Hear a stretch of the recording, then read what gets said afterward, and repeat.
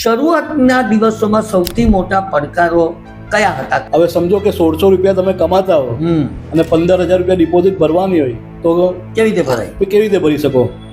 અને સામાન્ય માણસને 15,000 રૂપિયા એ સમયે બી કાઢવા માટે અઘરા પડે.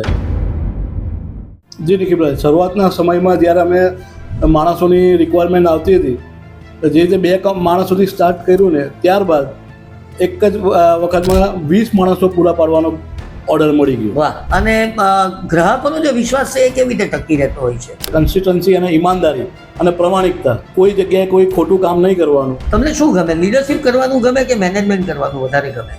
લીડરશિપ. એમ કેમ? લીડર બધા માણસોને યોગ્ય દિશામાં લઈ જઈ શકે.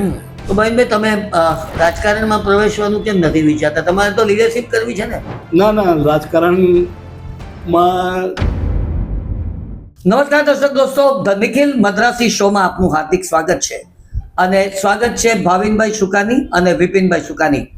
વિપિનભાઈ સુકાની ભાવિનભાઈના પિતાશ્રી છે. વિપિનભાઈ, આપનું હાર્દિક સ્વાગત છે. ભાવિન સુકાની એક યંગ એન્ટરપ્રેન્યોર, તમને નહીં કલ્પી શકાય એવા HR કન્સલ્ટન્ટ. ભાવિનભાઈ, આપનું પણ હાર્દિક સ્વાગત છે. નમસ્કાર મિત્રો, જીવનની અંદર 3 પ્રકારના વ્યક્તિઓ હોય છે. એક હોય છે મેનેજર, બીજા હોય છે લીડર અને ત્રીજા હોય છે એન્ટરપ્રેન્યોર. એન્ટરપ્રેન્યોરનું કામ એ છે કે જે માત્ર આવીને વિચારે કે મારે આમ કરવું છે, મારે આ મહિને સેલ્સ વધારવું છે, મારે પ્રોડક્શન વધારવું છે, મારો આ ટાર્ગેટ આટલો ઊંચો કરવો છે. એ આવીને માત્ર વાત કરે છે એમના ડિપાર્ટમેન્ટના હેડની સાથે. અને એ ડિપાર્ટમેન્ટના હેડ એ એન્ટરપ્રેન્યોરની વાતને સમજીને એને કઈ રીતે અમલમાં લાવી શકાય એ નજરમાં રાખે છે, જેને આપણે કહીએ છીએ લીડર. અને પછી એ લીડર જેને કામ સોંપે અને બધા જ એક દિશાની અંદર સમગ્ર સંસ્થાના જે ગોલ્સ હોય, લક્ષ્યાંક હોય તેને પૂરું પાડવાનું કામ કરે, એનું નામ મેનેજર. પણ આ 3 શબ્દ વચ્ચેનો ભેદ જે પારખી શકે તે સાચો લીડર. એમાંના સાચા લીડર અને રિયલ એન્ટરપ્રેન્યોર એટલે ભાવિન સુકાની. ભાવિન, આપનું હાર્દિક સ્વાગત છે. ધન્યવાદ. મિત્રો, ભાવિનભાઈ HR કન્સલ્ટન્ટ છે, પરંતુ એક જુદા પ્રકારના HR કન્સલ્ટન્ટ છે. તેઓ સુરત સિટી લિંક સર્વિસને પોતાની સર્વિસ પ્રોવાઈડ કરે છે. તેઓ નગર પ્રાથમિક શિક્ષણ સમિતિને પોતાની સર્વિસીસ પ્રોવાઈડ કરે છે. તમને થશે કે આ શું? તો સિટી લિંક આપણી જે સુરતની છે એ સિટી લિંકની અંદર ST નો પણ સમાવેશ થાય અને BRTS નો પણ સમાવેશ થાય. BRTS નો આખો તબક્કો સંપૂર્ણપણે સમાપ્ત થઈ ગયો છે અને સિટી બસનો તબક્કો અત્યારે ચાલી રહ્યો છે. એ સતત ચાલતી નિરંતર પ્રક્રિયા છે. પરંતુ એની અંદર જે માણસો એટલે કે મેન પાવર સપ્લાય કરવાનો હોય, આ ઉપરાંત કોમ્પ્યુટર ડિપાર્ટમેન્ટ હોય તેની અંદર માણસો સપ્લાય કરવાના હોય, નગર પ્રાથમિક શિક્ષણ સમિતિની અંદર કોન્ટ્રાક્ટ ઉપર શિક્ષકોને ગુરુવર્યોને હાયર કરવામાં આવે એ સપ્લાય કરવાનું હોય, આવું બલ્ક કામ ભાવિન સુકાની કરે છે. ભાવિનભાઈ, બહુ જ આનંદ થયો તમારી પ્રગતિ જાણીને અને તમારા નવા કન્સેપ્ટને જાણીને. તો સૌથી પહેલાં તો તમારી જે ફર્મનું નામ છે તેનાથી આપણે વાતની શરૂઆત કરીએ. અને તે શિવ સાંઈ કમ્પ્યુટરથી તમે તમારી કારકિર્દીની શરૂઆત કરી હતી. બરાબર. શિવ સાંઈ કમ્પ્યુટર, 3 અલગ અલગ શબ્દો, એનું કોમ્બિનેશન સમજાતું નથી. આવું તમે કેમ કર્યો છે? તો એ વિચાર તમને કઈ રીતે આવ્યો? જી નિખિલભાઈ, 2002ની અંદર મારો અભ્યાસ M.Com મેં પૂર્ણ કર્યો. M.Com પૂરું કર્યા બાદ દોસ્તારોની સાથે તે ટાઈમ પર નવા કોમ્પ્યુટરનો યુગ શરૂ થયો હતો અને કોમ્પ્યુટરની અંદર મારે પહેલાંથી રુચિ હતી. ઘરે બી એક કોમ્પ્યુટર લઈને વસાવેલું હતું. મારા ફાધર તે ટાઈમ પર ટેક્સટાઇલ ડિઝાઇનિંગનું કામ કરતા હતા. અને ટેક્સટાઇલ ડિઝાઇનિંગના કામમાં પહેલાં એ ડિઝાઇનિંગ હાથથી કરતા હતા, પણ હવે એ જે ડિઝાઇનિંગ છે એક તે ટાઈમ પર કોમ્પ્યુટરનો જમાનો સ્ટાર્ટ થઈ ગયો હતો. હાથથી કામ કરવું બહુ મુશ્કેલ રહેતું હતું અને ઘણો લાંબો ટાઈમ થઈ જતો હતો. તેવા સંજોગોમાં ઘરે કોમ્પ્યુટર લીધું. ઘરે કોમ્પ્યુટર લઈને કોમ્પ્યુટર પર કામ કરવાનું સ્ટાર્ટ કર્યું. નવા કોમ્પ્યુટર નવું કંઈક હોય ત્યારે કોમ્પ્યુટરમાં પ્રોબ્લેમ પણ બહુ બધા આવે, ખબર બી ન પડે કંઈક વસ્તુ પ્રોબ્લેમ આવે. તો ધીરે ધીરે એની મિકેનિઝમ, એની વસ્તુઓ સમજવા લાગ્યા. આપણને પહેલેથી ખંખોળ કરવાની આદત આપણને. Very good. તેના કારણે શું છે, કેવું છે, કયો પ્રોબ્લેમ થયો છે, એ એન્જિનિયર તે ટાઈમ પર કોમ્પ્યુટર એન્જિનિયર કહેવાતા હતા. એ એન્જિનિયરો આવતા, એ આપણે બતાવતા કે ભાઈ આવો પ્રોબ્લેમ થયો હતો. તો આપણે જાતે બીજી વાર પ્રોબ્લેમ આવ્યો તો એ સોલ્વ કરતા થયા. એ કરતાં કોમ્પ્યુટર બનાવવાનું આવડી ગયું. ક્યાં વાત. એક કોમ્પ્યુટર મારી પાસે હતું, બીજું એક કોમ્પ્યુટર પાછું બનાવ્યું, જાતે બનાવ્યું, એનું ઇન્સ્ટોલેશન જાતે કર્યું. થોડોક તકલીફ પડી ત્યાં મારા એક ફ્રેન્ડ છે, દોસ્તની મદદ લીધી અને એ કરીને નવું કોમ્પ્યુટર બનાવ્યું. એટલે કોન્ફિડન્સ આવી ગયો કે આપણે કોમ્પ્યુટર બનાવી શકીએ છીએ. એટલે ટૂંકમાં આપણો દેશી સુરતી કોમ્પ્યુટર જેને કહીએ તો ખોટું નથી. યસ. ત્યારથી ચાલુ કર્યું. સુરતમાં ત્યારે કોમ્પ્યુટરોની દુકાનો હતી, પણ જે દુકાનો લઈને પડેલા તે મોંઘા કોમ્પ્યુટરો વેચતા હતા. તેવા સંજોગોમાં ઘરેથી જ એસેમ્બલિંગ કરીને માલ લાવીને એસેમ્બલિંગ કરી મારા જે મિત્ર જેની હતા તેની સાથે મળીને અમે કામ ચાલુ કર્યું. અને ત્યારે નામ નક્કી કરવાનું વિચાર્યું કે શું નામ રાખીએ. તો અમે શિરડી જતા હતા રસ્તામાં. તે હું પહેલેથી સાંઈબાબાનો ભગત છું, એટલે શિરડી જતા હતા તો રસ્તામાં એ ટાઈમ પર અચાનક નક્કી થયું કે આપણે કંપનીનું જે નામ છે ને તે શિવ સાઈ કોમ્પ્યુટર આપી દે. આ રીતે શિવ સાઈ કોમ્પ્યુટરનો જન્મ થયો. એટલે ટૂંકમાં તમારા જીવનની ઉપર જેમનો બહુ પ્રભાવ છે તે શિવ ભગવાન અને સાઈ ભગવાનનું સંયુક્ત સમીકરણે નામ તમારા ધંધાનું આપ્યું. અયાના જ એવી રીતે નીકળ્યું અને શિરડી જઈ રહ્યા હતા અને રસ્તામાં મહાદેવનું મંદિર હતું, એટલે નક્કી કર્યું કે ચલો આપણે આ નામ જ. અને મારા મિત્રએ બી એમ કીધું કે નહીં, પરફેક્ટ નામ છે, મને પણ આ નામ ગમ્યું. પાર્ટનરશીપ એટલે બંનેની અન્ડરસ્ટેન્ડિંગ હોવી જોઈએ પહેલાં તો. એટલે તૈયાર થયું અને અમે ત્યારે જ શિરડી જતા રસ્તામાં જ નક્કી કર્યું કે હવે આપણે જે કોઈ બી બિલ બનાવશું ને તો એ શિવ સાઈ કોમ્પ્યુટરના નામથી બનાવીશું. મિત્રો, આ બહુ અદ્ભુત વાત તેમણે કરી. શિવ ભગવાન એટલે આપણે સૌ જાણીએ છીએ કે ઝેર તો પીધા જાણી જાણી. તેઓ ઝેર પીએ પણ અમૃત જ લોકોને આપે. એટલે ભાવિનભાઈએ પણ કદાચ તે દિવસે નિર્ણય લીધો હતો કે હું ગમે એટલી મુશ્કેલી સહન કરીશ, આપત્તિનો સામનો કરીશ, આફતનો સામનો કરીશ, પણ દુનિયાને તો હું અમૃત જ આપીશ. અને સાંઈ ભગવાન તેમની કૃપા દ્રષ્ટિ માટે જાણીતા છે અને તે કૃપા દ્રષ્ટિ આજ દિન સુધી ભાવિનભાઈ અને વિપિનભાઈના જીવનની અંદર છોડાયેલી છે. એ પણ બહુ આનંદની વાત છે. તો આ રીતે શિવ સાઈ કોમ્પ્યુટરની શરૂઆત થઈ. અચાનક તમને 2014માં સુકાની HR મેનેજમેન્ટ પ્રાઇવેટ લિમિટેડ તરીકેનો એક નવો વિચાર પૂર્યો. આ ઓળખ આપવાનો નિર્ણય કેમ લીધો? જી નિખિલભાઈ, હવે 2004માં જ્યારે 2002ની અંદર જ્યારે હું આ કામ કરતો હતો કોમ્પ્યુટર વેચવાનું, એ કોમ્પ્યુટર દરમિયાન ઘરે એટલા બધા ઓર્ડર મળતા નહીં હતા. એટલે નવા છોકરા કોલેજમાંથી પાસ થયા હોય તો ફેમિલીવાળા બી કહેતા હોય કે ભાઈ તું કંઈક કામ કર, નોકરી કરવા જા, આ કોમ્પ્યુટરથી કેટલા તું એ કરશે.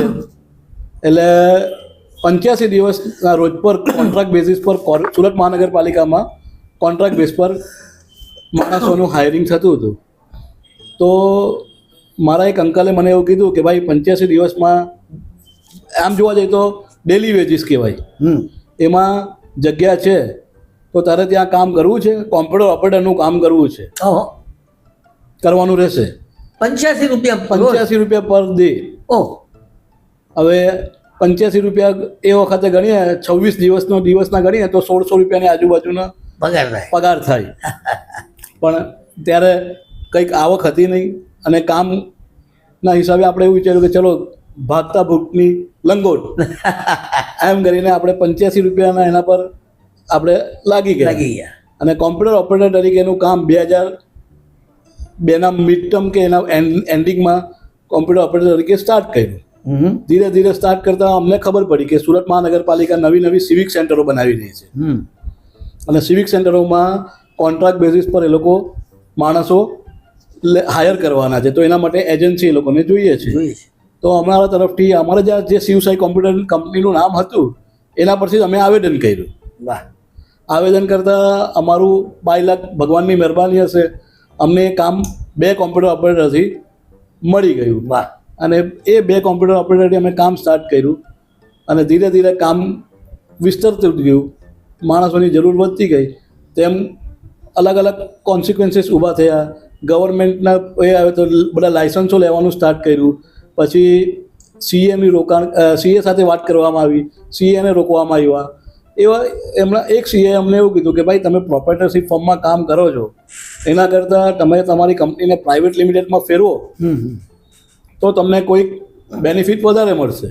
તેવા સંજોગોમાં અને તે દરમિયાનમાં મારા જે મિત્ર કોમ્પ્યુટરનું અમે જે કામ કરતા હતા એ ભાઈને કેનેડા જવાનું થઈ ગયું. હવે આખી કંપનીમાં એમાં કોઈ બીજું હતું નહીં. તેવા સંજોગોમાં આપણે નક્કી કર્યું કે ભાઈ હવે જો કંપનીનું નામ કરવું છે તો શું કરવું. તેઓ પછી વિચાર આવ્યો કે આપણે કંઈક નામ એવું રાખીએ કે કંઈક અલગ હોય અને આ જે ફિલ્ડને લગતું હોય કે લીડરશિપને લગતું હોય. તો ફેમિલી સાથે બેઠેલા હતા અને વાત કરી ત્યારે ફાધર તરફથી એવું સૂચન આપવામાં આવ્યું કે ભાઈ આપણી સરનેમ જ સુકાની છે. સુકાની મીન્સ કેપ્ટન.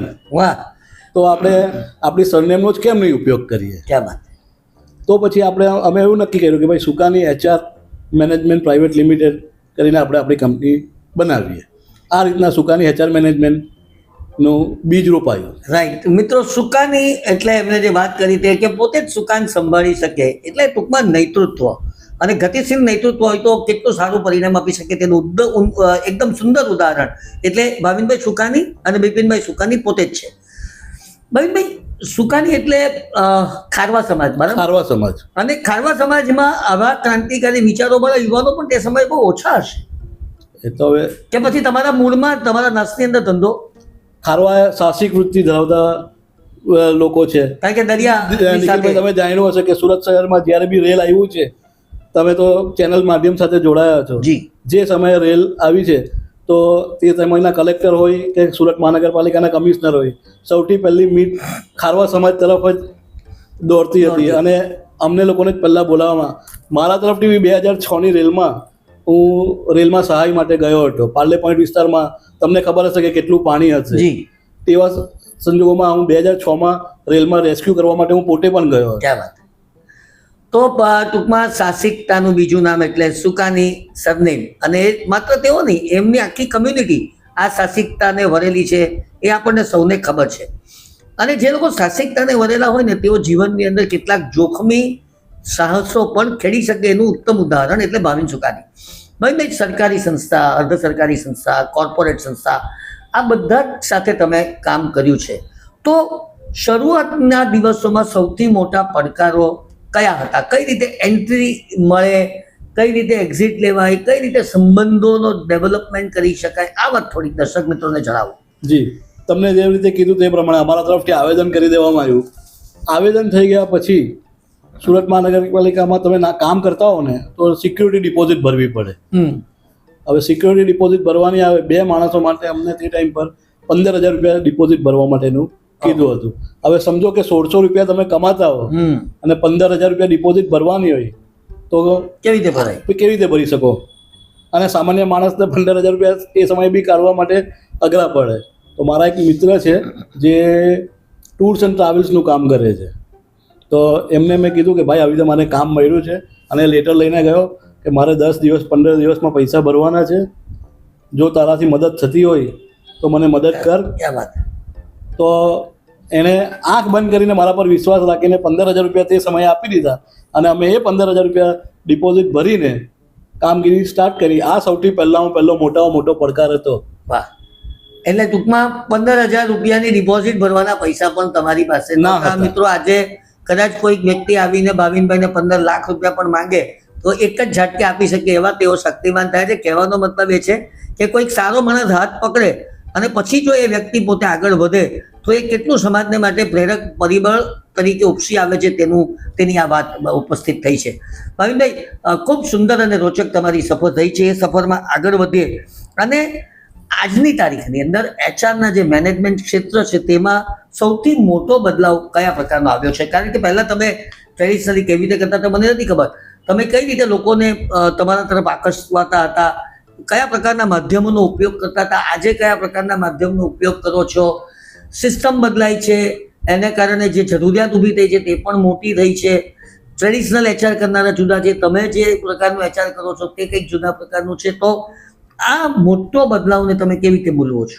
જી નિખિલભાઈ, શરૂઆતના સમયમાં જ્યારે અમે માણસોની રિક્વાયરમેન્ટ આવતી હતી તો જે રીતે 2 માણસોથી સ્ટાર્ટ કર્યું ને ત્યારબાદ એક જ વખતમાં 20 માણસો પૂરા પાડવાનો ઓર્ડર મળી ગયો. વાહ. એ ઓર્ડર મળ્યો તે દરમિયાનમાં માણસો ક્યાંથી લાવવા, કેવી રીતના કરવું એ સમજણ પડતી નહીં હતી. એટલે શરૂઆતના સમયોમાં પેપર એડ જાહેરાતો જે હોય છે એ કરાવી.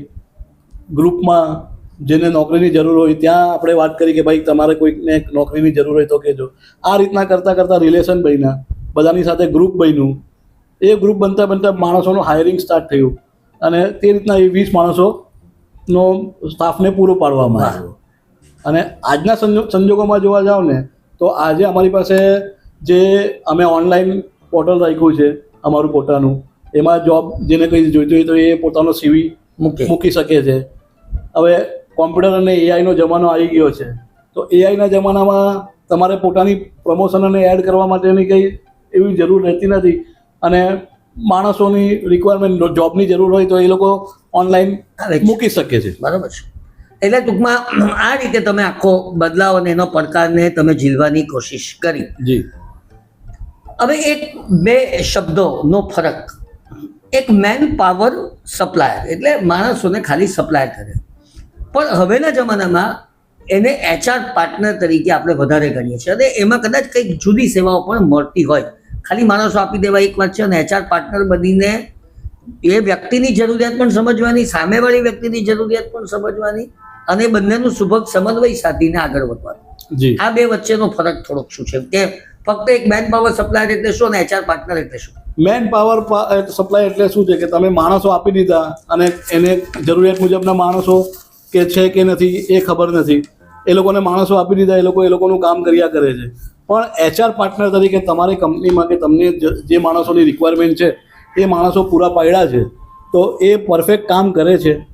એનું કોઓર્ડિનેશન, એ કામગીરી કેવી રીતના કરે છે, પહેલાં તો તમને કયા રીતના માણસોની રિક્વાયરમેન્ટ છે તે અમારા તરફથી જોવામાં આવે છે. તમે કેવું માણસોની જરૂરિયાત છે એનું અમે પહેલાં તમારી પાસે, તમે અગર અમારી પાસે લેવા આવો છો તો અમે પહેલાં તમને પૂછીએ છીએ કે ભાઈ તમે કેવી પ્રકારના માણસો જોઈએ છે, શું કામ છે તમારે, એ પ્રમાણેના અમે અમારા સ્કિલ વર્કરો જે અમારી પાસે જે ડેટાબેઝ છે એમાંથી એ પ્રમાણે આપીએ છીએ. એટલે એની સાથે એસોસિએશન માણસો આપીને કામ પૂરું નથી કરતા, પણ એના જે અમારી પાસે કંપની આવે છે એ લોકોને અમારા માણસો કેટલા ઉપયોગી થઈ શકે છે અને એના કેટલું પ્રોડક્ટિવિટી લાવી શકે છે એ બધું વિચારીને અમે માણસો પ્રોવાઈડ કરીએ છીએ. એટલે મેન પાવર અને HR પાર્ટનરમાં આ મોટો ફરક છે. રાઈટ. પણ જે તમારી પાસે કેન્ડિડેટ છે એ કેન્ડિડેટને પણ તમે કંઈક તો પ્રોત્સાહન આપતા હશો ને, એને પણ ટ્રેનિંગ તો આપતા હશો ને કે અચાનક કઈ રીતે એ લોકોને એ લોકોની કેપેસિટી છે એ તમને કઈ રીતે ખબર પડે? એટલે તમને જે રીતે કીધું તે પ્રમાણે કે સૌથી પહેલાં તો અમે તમારી રિક્વાયરમેન્ટ જાણીએ છીએ કે ભાઈ તમને શું માણસોની જરૂર છે, કે તમને એ તો એમ્પ્લોયરની વાત થઈ. હા. પછી જે એમ્પ્લોય છે તમારા, અમારા જે એમ્પ્લોય છે, અમારી પાસે ડેટાબેઝ છે, અમારો જે બેકલોગ, અમારા જે સ્ટાફ છે તે લોકોને અમે કીધું છે કે ભાઈ આ પ્રકારના માણસોને અહીંયા જરૂર છે. એ લોકોનું આખું લિસ્ટ અને એસોર્ટિંગ કર્યું છે, અલગ અલગ એસોર્ટિંગ કરીને ડેટા તૈયાર રાખ્યો છે કે ભાઈ અકાઉન્ટિંગવાળા માણસોની જરૂર છે, ખાલી ટાઈપિંગવાળા માણસોની જરૂર છે, ક્લેરિકલ માણસોની જરૂર છે. એ બધાનો ડેટાબેઝ અલગ અલગ રાખ્યો છે અને એ ડેટાબેઝ પ્રમાણે અમે અમારા ડેટાબેઝ પરથી એ માણસોને જે એમ્પ્લોયર છે તે લોકોને અમે અમારા માણસો પૂરા પાડીએ છીએ. પણ એ જે તમારા એમ્પ્લોય હોય છે તે બધાને મોટે ભાગે છૂટક કામ મળે કે કાયમનું કામ મળે? ના, કાયમનું કામ મળે છે. મારા ત્યાં એવું સમજો 2014 થી કામ કરતા માણસો બી આજની તારીખે કામ કરે છે. એટલે એવું નથી કે કોન્ટ્રાક્ટ પૂરો થઈ જાય પછી બી તમે એને રિટેન કરી રાખો? હા, એટલે અમારો કોન્ટ્રાક્ટ ચાલુ હોય તે દરમિયાનમાં કે બીજી કશે જગ્યાએ જરૂર હોય તે જગ્યાએ પણ અમે એ લોકોને માણસોને પૂરા પાડીએ છીએ અને એ લોકોને જોબ પૂરી પાડીએ છીએ. તો મહિનભાઈ એવું નથી થતું કે એક જગ્યા પરનું કામ પૂરું થાય ને બીજી જગ્યા પર શરૂ થાય એટલે કામનો પણ આખો બદલાવ આવે? એ કામનો બદલાવ પેલો પચાવી શકે ખરો એમ્પ્લોય? જી, એને એક્સપિરિયન્સ થઈ ગયો છે ને એને કામગીરી કરી છે એટલે એને કામ કેવી રીતે કરવાનું છે. હવે સમજો કે જે માણસ કોમ્પ્યુટર ટાઈપિંગનું જ કામ કરે છે તો એવા ટાઈપિંગ માટેની જરૂરિયાત માણસના માણસો હોય ત્યાં જ અમે એ લોકોને રાખીએ છીએ. બરાબર છે.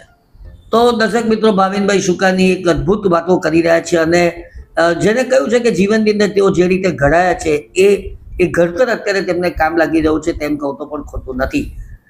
ટ્રાન્સપરન્સી જાળવવા માટે તમારી HR પોલિસી કેવી રીતે કામ કરે છે? ટ્રાન્સપરન્સી માટે અમે કેવું રાખ્યું છે કે અમારા અહીંયા અમારી પોતાની એક એપ પણ બનાવી છે. જેવું સેલરી થાય છે તેવું એ લોકોને નોટિફિકેશન જતું રહી છે, એ લોકોનું કયું ડિડક્શન થયું છે એ લોકોને મોબાઈલ એપ પરથી જ મળી જાય કે ભાઈ મારે શું પગાર આવ્યો છે, મારા પગારમાંથી કપાયું છે તો શું કપાયું છે, PF કેટલો કપાયો છે.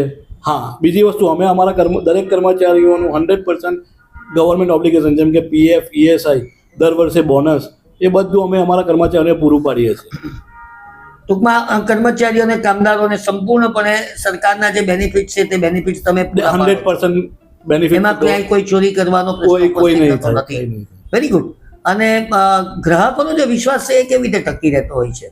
સી નિખિલભાઈ, હવે આ કોમ્પિટિશનના જમાનામાં જો અમે 2004થી આમ તો કામ ચાલુ રાખ્યું છે અને કર્યું છે કન્સિસ્ટન્સી અને ઈમાનદારી અને પ્રમાણિકતા, અને કોઈ જગ્યાએ કોઈ ખોટું કામ નહીં કરવાનું, એ સિદ્ધાંત પર અમે કામ કરતા આવ્યા છે અને કરતા રહીશું. એ જ સિદ્ધાંતથી અમે કામ કરીએ છીએ, એટલે અમારા ક્લાયન્ટો સાથે બી અમારો એ રીતનો સંબંધ આજની તારીખે બી જળવાઈ રહેલો છે. મને ભાવિનભાઈ જાણવું એ છે કે જે ક્લાયન્ટ પહેલેથી તમારી સાથે છે એ વર્ષો સુધી સંબંધ જળવાયેલો રહે છે ખરો? ડેફિનેટલી હજુ પણ અમારા માણસોનો સાથેનો જે સંબંધ છે, અમારા જે ક્લાયન્ટો છે એ 2004થી આજની તારીખે બી એ ક્લાયન્ટોમાં વધારો થયો છે, ઘટાડો નથી થયો. That is very amazing. Thank you very much Bhavinbhai. કાર્યક્રમમાં આગળ વધીએ મિત્રો. આપણે HR કન્સલ્ટન્ટ અને કંઈક જુદા પ્રકારના HR કન્સલ્ટન્ટ ભાવિન ચુકાની સાથે વાત કરી રહ્યા છીએ. 18 વર્ષનો તમારો આ અનુભવ, 18 વર્ષથી કદાચ એનો વધારાનો અનુભવ છે, એમાં કોઈ એવો પ્રોજેક્ટ કે ઘટના જે તમને કાયમ માટે યાદગાર રહી ગયો હોય તેવી કોઈ ઘટના એક બે હોય તો કહો.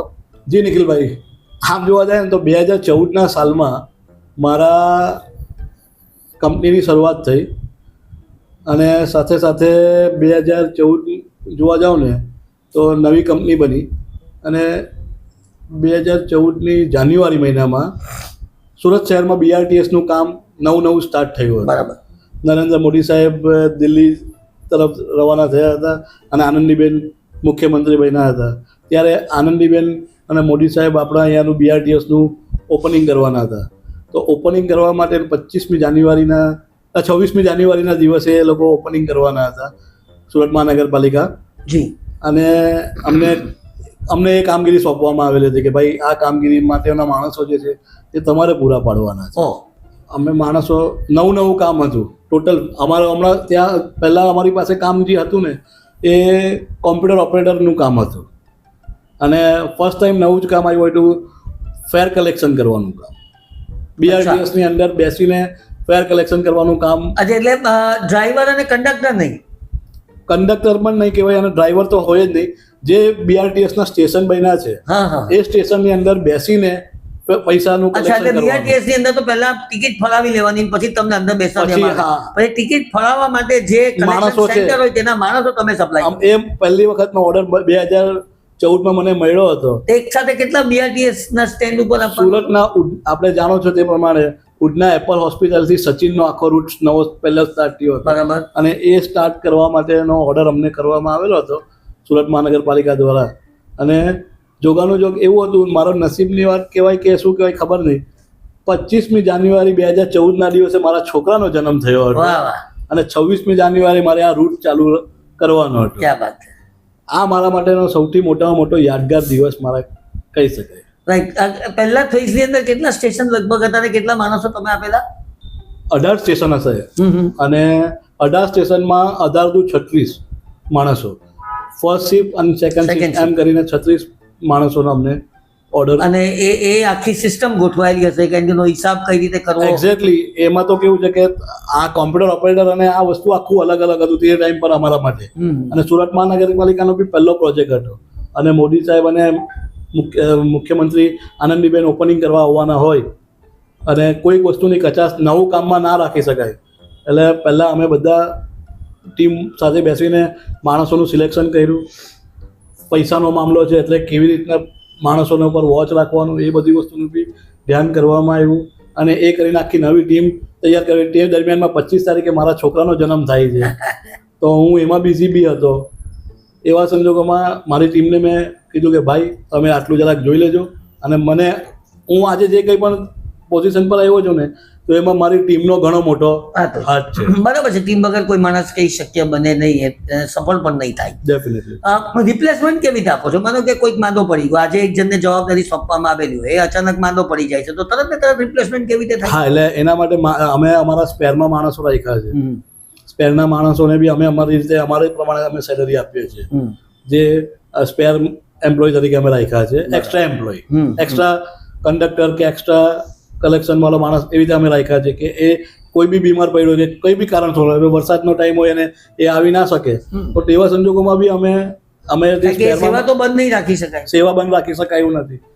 હા, કાલે એકદમ વરસાદ હતો, સમજો ગઈકાલે જે એકદમ હેવી વરસાદ થયો હતો, તેવા સંજોગોમાં બસ જ બંધ હોય તો કોઈ પ્રશ્ન નથી ઉપસ્થિત થતો. પણ અચાનક તમે જે રીતે કીધું તે પ્રમાણે કે બીમાર પડી જાય કે કંઈ પ્રોબ્લેમ આવે તેવા સંજોગોમાં શું કરવાનું? તો અમે અમારા સ્પેરના માણસો રાખ્યા હોય, એ સ્પેરના માણસોથી અમે કામગીરીને અવરોધ ઊભો નહીં થાય એનું પૂરેપૂરું ધ્યાન રાખીએ. એટલે ઓન ટોસ, એવું નહીં કે શાંતિથી માણસો કામ કર્યા કરે ને આપણે ઊંઘી જવું, એવું ક્યારેય શક્ય નથી. અમારી ટીમ છે સુપરવાઇઝરની, સ્ક્વોડ મેમ્બરની, એ બધી અલગ અલગ ટીમ અલગ અલગ રાખી છે અને એ ટીમ વર્કથી આખું કામ કરીએ છીએ. ભાઈ યુવાન કોઈ મિત્ર જે સપનાઓથી ભરેલો હોય, મહત્વાકાંક્ષાઓથી ભરેલો હોય, એને HR ક્ષેત્રમાં, મેન પાવર રિક્રુટમેન્ટ ક્ષેત્રમાં પોતાની કારકિર્દી બનાવવા માંગતો હોય તો એને શું સલાહ આપશો? કોઈ બી યુવાન માણસને મારી પહેલાં તો સૌથી મોટામાં મોટી સલાહ એ છે કે કોઈ પણ વસ્તુ તમને રાતોરાત નથી મળતું. રાતોરાત મળતું હોય ને તો એ ખાલી સપના જ મળે છે. વાહ વાહ. એટલે તમારે મહેનત અને સ્થિરતા સાથે કામ કરો અને પ્રમાણિકતાથી કામ કરો, સફળતા તમને અવશ્ય મળશે. અવશ્ય મળશે. આગામી 10 વર્ષ માટેનું તમારી પોતાની સંસ્થાનું વિઝન તમે શું જો? તમે તમારી જાતને 10 વર્ષ પછી ક્યાં મૂકો? જી નિખિલભાઈ, આમ જોવા જાય ને તો આસમાન પાને કી ખ્વાહિશ રખો સૂરજ તો મિલ ही जाएगा. આ એક કહેવત છે. વાહ. કે બાદલ અને આસમાન મેળવવાની ખ્વાહિશ રાખો તો સૂરજ તો મળી જ જશે. એવી જ રીતના હું એવું વિચારી રહ્યો છું કે સુરતમાં હમણાં અમે કામ કરીએ છીએ, આગળ વધીને ગુજરાત લેવલ પર અને ગુજરાત લેવલ પરથી ઇન્ડિયન લેવલ પર અમારી કંપનીનો ડંકો વાગે, એ અમારી બહુ સરસ. તમને ખૂબ ખૂબ શુભકામનાઓ. તમે BRTS ની વાત કરી, તમે કદાચ સિટી બસનું પણ સંચાલન કરતા હતા. સંચાલન કરીએ. એમાં કયા પ્રકારના માણસો આપતા હતા? એની અંદર ટિકિટ, જે આપણા બસની અંદર જે ટિકિટ કંડક્ટર હોય છે, એ કંડક્ટર ટિકિટ કંડક્ટર અમે પૂરા પાડીએ છીએ. વાવ. અને તમે જે સિટી સિવિક સેન્ટર નહીં, એટલે નાગરિક સુવિધા કેન્દ્રમાં જે માણસો હોય, એટલે જે અંદર સેવા આપતા હોય, એ બધા તમારા કોર્પોરેશનના પરમેનન્ટ એમ્પ્લોય? કોર્પોરેશનના કર્મચારીઓ પણ છે અને અમારા માણસો પણ છે. એટલે સ્ટાફની રિક્વાયરમેન્ટ પ્રમાણે જે તે ડિપાર્ટમેન્ટમાં જે તે જગ્યાએ જે તે સિવિક સેન્ટર હોય તેવી રીતે અમારા માણસો અને SMCના માણસો મળીને કામ કરે છે. મજા શેમાં આવે, ગવર્મેન્ટ પ્રોજેક્ટમાં કે કોર્પોરેટ પ્રોજેક્ટમાં? બંનેમાં મજા અલગ અલગ છે. ગવર્મેન્ટ પ્રોજેક્ટથી આપણને એક્યુરેસી અને એ આવે અને કોર્પોરેટ પ્રોજેક્ટમાં શીખવાનું વધારે મળે. રાઈટ. સુરત તમને કેમ ગમે છે? સુરત સોનાની મુહૂર્ત છે. વાહ. અને એવું કહેવાય છે કે સુરતનું જમણ અને કાશીનું મરણ. ક્યાં વાત. એટલે સુરત તો દિલમાં છે અને દિલમાં જ રહેશે. રાઈટ. સક્સેસ માટે એક શબ્દ અથવા તો એક વાક્ય બોલવાનું હોય તો શું તમે આપી શકો? સક્સેસ માટેનું સૌથી એક મહત્વનું વાક્ય ઈમાનદારી. રાઈટ. ઈમાનદારીથી કામ કરો, સક્સેસ તમને મળશે. રાઈટ. ભાવિનભાઈ, આમ તો તમે બહુ ગુસ્સો નથી કરતા, પણ કોઈક વખત બી ગુસ્સો આવે તો ગુસ્સો શા માટે આવે અને ગુસ્સાને તમે નિયંત્રણમાં કેવી રીતે રાખો છો? ના, એવું કારણ કે HR નો બહુ નિયમ છે બેઝિક. ના નિખિલભાઈ, એવું નથી. ગુસ્સો નથી આવતો. ગુસ્સો આવે છે જ્યારે કોઈ કામ બરાબર નહીં કરતું હોય, આપણે કીધું હોય ને એનું એ પ્રમાણે એનું થતું નહીં હોય, તેવા સંજોગોમાં ગુસ્સો આવે છે. અને હું થોડો શોર્ટ ટેમ્પર છું, પણ એ ગુસ્સો મેડિટેશન અને એનાથી હવે પચાવી પાડવાનું. એટલે ટૂંકમાં તમે મેડિટેશન કરો છો, ધ્યાન કરો છો, યોગ કરો છો અને એના દ્વારા તમે તમારા સ્વભાવને નિયંત્રણમાં રાખવાની કોશિશ કરો છો. આ ક્વોલિટી બી તમારી છે, એ અદ્ભુત વાત છે. તમને શું ગમે, લીડરશિપ કરવાનું ગમે કે મેનેજમેન્ટ કરવાનું વધારે ગમે? લીડરશિપ. એમ કેમ? લીડર બધા માણસોને યોગ્ય દિશામાં લઈ જઈ શકે. તો પછી એ આપણા માણસોને, આપણા સાથીઓને કોઈ દિશા સૂચન કરતો હોય ને તો એ લીડર જ સારી દિશા સૂચન, સારી કે ખરાબ જે કંઈ બી દિશાનું સૂચન થતું હોય ને તો એ લીડર જ કરતો હોય. એટલે હું એવું માનું છું કે સારો લીડર હશે ને તો એની ટીમને અને એના સમાજને કે દેશને સારી દિશામાં લઈ જનાર એક જ માણસ હશે જે લીડર છે. તો ભાઈ તમે રાજકારણમાં પ્રવેશવાનું કેમ નથી વિચારતા? તમારે તો લીડરશિપ કરવી છે ને? ના, રાજકારણમાં જવાનો કોઈક એવો ઉદ્દેશ નથી. ફેમિલીનું બી જોવાનું છે. મારા ફાધરની આજે 75 યર્સની એજ છે અને મારા છોકરાઓ હજુ 14-15 વર્ષના છે. એટલે રાજકારણ મારા માટે બહુ દૂરની વસ્તુ છે. ભાવિનભાઈ, તમે ખૂબ કમાયા છો અને જ્યારે માણસ કમાય એટલે સમાજને પરત આપવાની તેની માનસિકતા હોય છે. મિત્રો, આ સમાજને પરત આપવાની માનસિકતાની વાત બીજા એપિસોડમાં. વિપિનભાઈ, તમને ખાસ કરીને ભગવાન ખૂબ દીર્ઘાયુ આપે અને તમારા જે સંસ્કાર તમે જે સિંચેલા છે ભાવિનભાઈની અંદર, તમે જે નૈતિક મૂલ્યોની સ્થાપના કરી છે એ આજે ઉગી નીકળ્યા છે તેમ કહું તો પણ ખોટું નથી. ભાવિનભાઈ, તમે પણ જીવનમાં ખૂબ આગળ વધો એવી મારા NM પોડકાસ્ટ તરફથી, પેઇટ્રી મેગેઝિન તરફથી હાર્દિક શુભકામનાઓ. ધન્યવાદ. ધન્યવાદ.